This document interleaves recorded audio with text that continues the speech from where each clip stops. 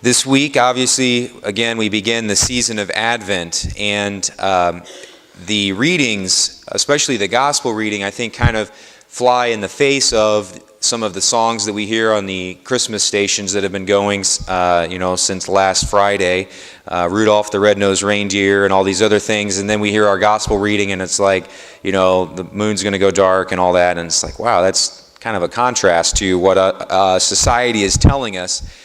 But I get, from a lot of people ask me, or you hear people commenting all the time about the fact that society doesn't enter into Advent and doesn't prepare itself for Christmas. I was at the Kroger this year. It was I think it was right after Halloween, and the employees were all wearing Santa hats. You go down the list. I don't think they were dressed up for Halloween. I think they were really getting ready for Christmas on October 31st. But you hear the litany every year. This store had this set up, on November 1st, and no one prepares for Christmas, et cetera, et cetera. And I just think, is it unfortunate? Yes, but at the same time, I kind of say, when else does anyone listen to the church about anything else? I think we shouldn't really be that surprised that people don't really appreciate the season of Advent. What else does anyone, again, listen to the church about anymore? So, I guess we shouldn't, again, I'm not sure how surprised we should be. But I think the season of Advent, again, is one of preparation, and that's why I think a lot of people have an aversion to it. We don't want to wait for anything. We don't want to prepare for things. We just want to sort of enjoy them immediately. And I think that when we really look at it, though, Advent isn't something that the church is trying to throw a wet blanket on people and say, you can't have any fun. It's really a season that we need. Advent is a season that we are really in desperate need of. And I think that, if I look at myself and kind of look around at our society and all of us, I think that you see this sort of, I think we're all kind of like, in a lot of ways, we're kind of like hysterical children, especially in the United States, where we have all of these, we're blessed with all of these gifts and wealth and material possessions and so forth. We kind of just get in this hysterical state constantly. And we have the internet now, and we can just be doing things 24 hours a day. Running to this practice and Facebook and watching movies and television and reading and just we have the ability to just sort of get sucked into this constant go mentality.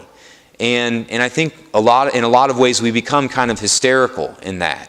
We're always having things going on, and it's just this constant frenetic pace. And it's like when you have a child that gets hysterical, the mother or the father just kind of scoops that child up in its arms and just is like, shh, just relax. It's okay. You're going to be okay. And I think that is exactly what the season of Advent is. It's like God scoops us up and says, just shh, it's going to be okay. Just calm down. It's okay.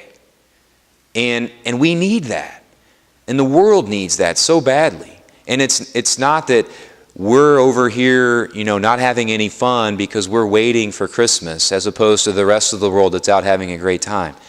If we never take time to wait for something or to prepare or just to kind of take time to slow down a minute, then that's not more fun to be doing that. That's madness. And that's insanity. And so the season of Advent is kind of like this prescription to help us somehow step aside from the hysterical go mentality that we all sort of just fall into. The season of Advent is a great gift.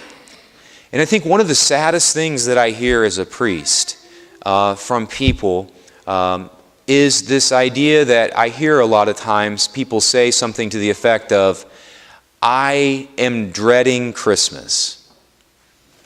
I am dreading or not looking forward to this Christmas season. And certainly, sometimes that comes from, there's the sense in which the Christmas season can remind us of those that we've lost. And that, of course, is much different. That of course, is very understandable, and we ought to be looking out for people who have lost loved ones and who may be experiencing difficulty. We need to be reaching out to them and reaching out a hand to them, checking in on them and those kinds of things, inviting them to things, so forth. But what I'm referring to is not people in that situation. I'm referring to a lot of people who say, I'm not looking forward to Christmas because it's just even more hysterical and more busy and more frenetic and I have to be around people I don't like even more so than the regular week. You hear people who are actually saying, I'm looking forward to Christmas being over. And I think that when I hear that, that's one of the saddest things that I hear. And I think that really that is, in whatever way, that is in some way the devil, the work of the devil. That's a demonic thing.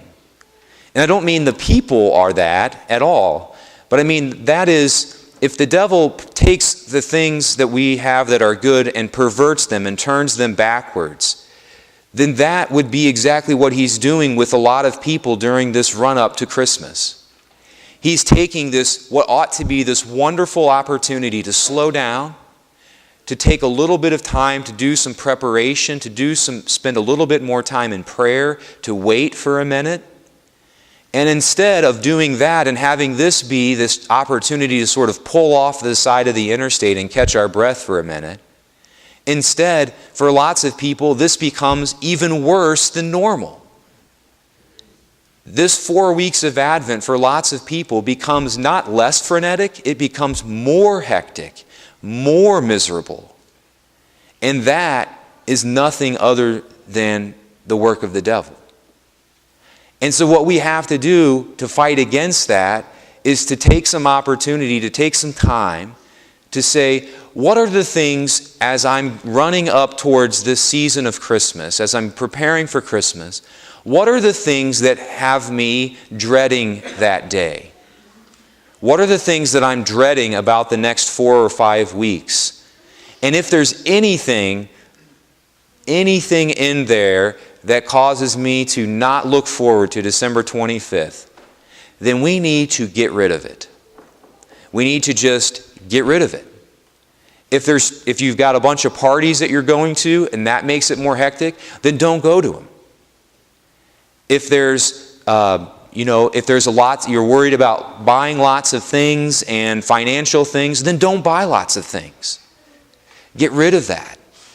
That's the temptation of the devil trying to suck you into the vortex of insanity and misery precisely in the season where the church is saying, this is a chance to calm down. And so we have to say, what are the things that the devil is tempting to draw me into this and make me more miserable precisely when I ought to be most happy and most calm and most at peace? This is an opportunity at the beginning of our journey, of our Advent journey, to examine what are we going to be doing for these next 4 weeks to prepare our hearts and minds. Let us take an honest look at that and let us find out what things that are in our life that are going to only make this worse. Let us get rid of them. Rid ourselves of those distractions, of those temptations, of those problems, so that we can instead enter into this season. And when December 25th arrives, may we be able to truly say, thanks be to God for His gift of His Son, Jesus Christ.